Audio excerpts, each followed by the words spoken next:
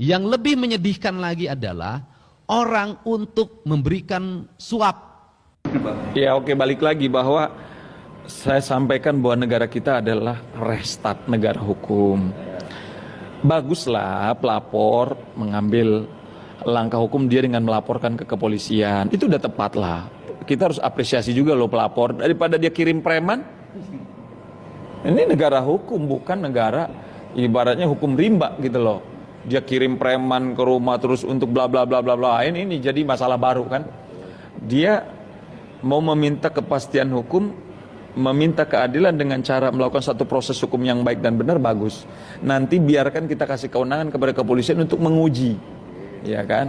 Kemudian nanti ada proses di kejaksaan, ada proses di peradilan, nanti hakim akan memutus.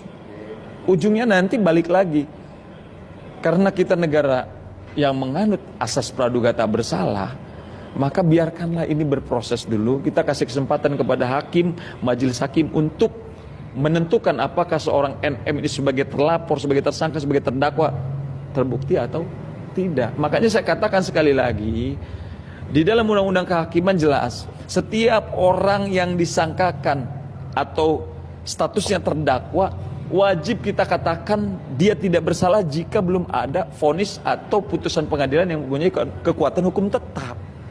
Jadi kalau belum ada vonis yang mempunyai kekuatan hukum tetap, tidak boleh kita mengatakan orang itu penjahat. Patut diduga. Tadi kan pertanyaannya kan untuk pertanyaan saya, kayak kasusnya LM sama RK, ini kan masing-masing berargumen bang dari pihaknya RK. Ya udah lu kalau mau sidang mau tutup sidang ada di sini sepertinya. Tapi dari pihaknya NM nih, kita balik lagi Anikin Damajani, kok PH-nya Handphone aku sih. kok PH-nya diam adem aja, gimana sih bang secara lawyer sendiri bang? Apa itu strateginya atau gimana bang? Gini, setiap lawyer itu kan punya style sendiri-sendiri.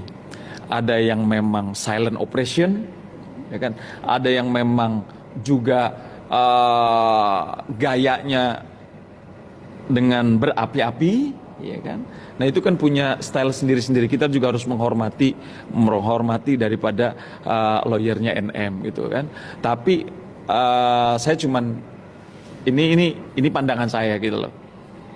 Ketika mereka mendalilkan, ya mereka harus bisa membuktikan. Pelapor mendalilkan NM adalah pelaku pemerasan, dia harus bisa membuktikan. Nah sekarang lawyernya NM, begitu pun dengan lawyernya NM harus bisa membuktikan juga, mendalilkan, harus bisa mengkater nanti dalam proses persidangan. Kalau memang kliennya itu adalah tidak bersalah, mana buktinya, dibuktikan gitu loh. Jadi sama-sama baik pelapor maupun terlapor. Namun kalau pelapor kan sudah diwakili oleh jaksa penuntut umum gitu loh kan. Nah terlapor ini nanti NM kan diwakili oleh kuasa hukumnya atau didampingin oleh kuasa hukumnya. Nah disitulah fungsi daripada lawyernya, bagaimana menggali, ya kan, di dalam proses persidangan untuk meyakinkan kepada hakim bahwa memang NM ini adalah tidak bersalah.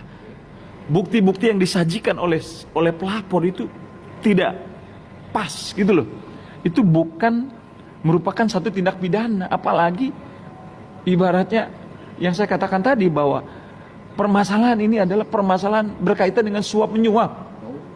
Kalau berkaitan dengan suap menyuap untuk membebaskan dirinya dari perbuatan pidana itu kan salah gitu loh. Udah lihat belum video terbarunya Doktif? Krim apa ini? Mengandung hidrokinon 8%. Ini sumpah shock banget dengan hasil uji labnya. Ya Allah, zolim banget. Sering aku dulu lihat FYP-nya para penjualnya yang ngelupas kulitnya. Ini misal kulitnya terangkat. Raika itu yang terangkat, setan. Ternyata kandungannya ya Allah hampir 8% untuk hidroquinonnya. Beberapa hari aku absen ya kan, ini baru landing dari KL dan aku mendengar kabarnya banyak banget nih. Aku spillin dulu yang ini. Doktif baru aja upload ya 2 jam yang lalu. Sumpah jahat banget. Ini Jawa Timuran ini masih 8%. Mbak Nul, kalau hidroquinon 8% tuh bisa bikin apa sih? Boleh dibaca nih jurnalnya. Hidroquinon lebih dari 5% termasuk obat keras. Akibatnya dalam penggunaan dalam jangka panjang mengakibatkan kanker kulit. Senyawa ini sangat berbahaya. Kalian baca aja, boleh di screenshot ya. Nyambung kan BE-nya itu katanya artis. Apa hukumannya kalau artis mempromosikan skincare abal-abal? Nih ternyata ada juga. Hukum pidana yaitu pasal 55 KUHP, influencer yang menjual krim abal-abal atau mempromosikan krim abal-abal, itu termasuk juga kejahatan. Akibatnya kan nanti para para followersnya itu memakai juga krimnya karena terpercaya kalau udah sama artis, sama idola kayak gitu kan.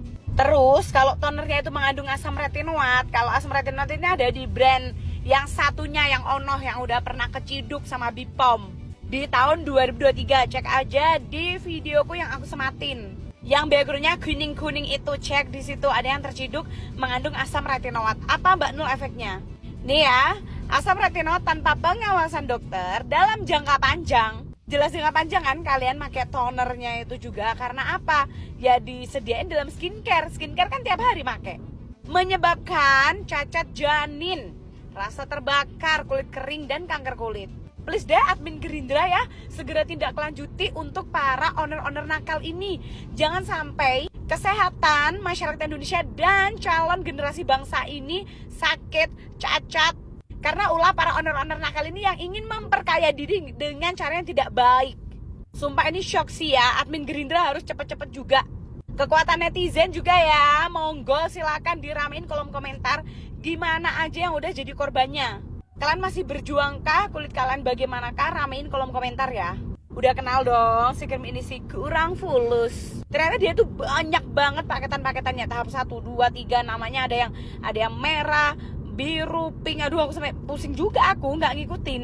Mantan sahabat Nikita Mirzani sekaligus sosok yang paling ditakuti dan disegani oleh Nikita Mirzani, yaitu Fitri Salhuteru, mengungkapkan sebuah pernyataan yang sangat mencengangkan publik. Melalui unggahan sosial medianya Fitri Salhuteru dan sudah diliput media cumi-cumi, Fitri Salhuteru menyatakan kepada aparat penegak hukum ada satu nama yang ia sebutkan, yaitu Samira, yang dinilai oleh Fitri Salhuteru ini sebagai sosok dalang dibalik kisruhnya bisnis skincare di Indonesia.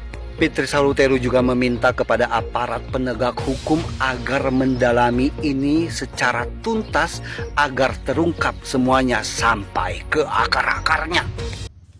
Bingung banget dari semua pernyataan BP POM di sosial media, bahkan di laman-laman itu semuanya mengangkat otoritasnya, lebih mengedepankan otoritasnya daripada kinerjanya.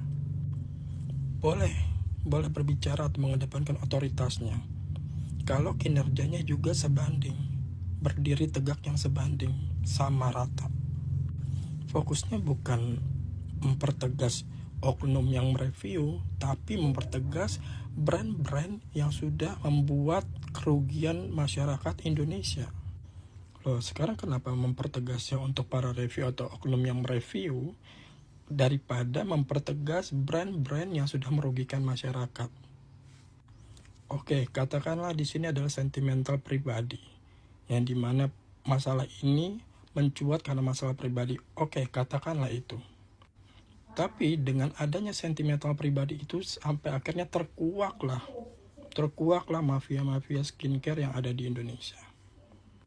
Dan kami warga Indonesia tidak mau tahu urusan sentimental mereka pribadi, tapi yang kami dapatkan di sini akhirnya apa? Terkuak semua mafia-mafia skincare yang sudah lama rupanya berjualan, memproduksi barang-barang yang merugikan masyarakat Indonesia. Nah, seharusnya itu jadi bahan fokus untuk BP POM untuk mempertegas brand-brand jangan sampai kecolongan seperti ini. Karena tidak menutup kemungkinan dari masalah ini akhirnya ketahuan semua. Terbuka semua mafia skincare, barulah BPOM masuk. Karena seharusnya itu yang dikerjakan BPOM, bukan oknum. Memang itu otoritas BPOM. Seharusnya BPOM otoritasnya seperti itu. Tapi kenapa tidak? Kami warga Indonesia sangat berterima kasih dari sentimental pribadi mereka atau bisnis mereka, kompetisi mereka sampai akhirnya terkuak dan ketahuan. Semua tahu. Oh, rupanya brand-brand nakal ini masih berjualan dan konsumen masih memakai produk-produk katakan beracun yang merugikan masyarakat. Sekali lagi, kita tidak mau tahu masalah pribadi mereka, sentimental mereka, kompetisi mereka secara bisnis. Yang kita tahu sekarang di sini adalah BP POM sudah kecolongan lagi. Dan sudah jelas BP POM akhirnya menangani masalah ini setelah terjadinya review-review ini. Jadi kami warga Indonesia tidak ingin excuse dari BP POM, karena kami warga Indonesia membayar pajak untuk kalian supaya bekerja lebih optimal, maksimal. Kalau perlu tidak ada kecolongan seperti ini lagi yang bisa merugikan masyarakat. Oh, namanya juga manusia, nama juga pasti ada kecolongan. Oh, tidak mau tahu, kami tidak mau tahu. Kami bayar, kalian bekerja di instansi pemerintah. Bagaimana caranya supaya tidak ada hal yang seperti ini yang bisa merugikan masyarakat? Nah, itu yang difokuskan. Bagaimana kinerja Anda sebagai BPOM tidak kecolongan seperti ini lagi. Bukan memfokuskan para reviewer ini untuk diberi hukuman. Jadi sekali lagi saya katakan, boleh berbicara otoritas kalau kinerja juga sama rata.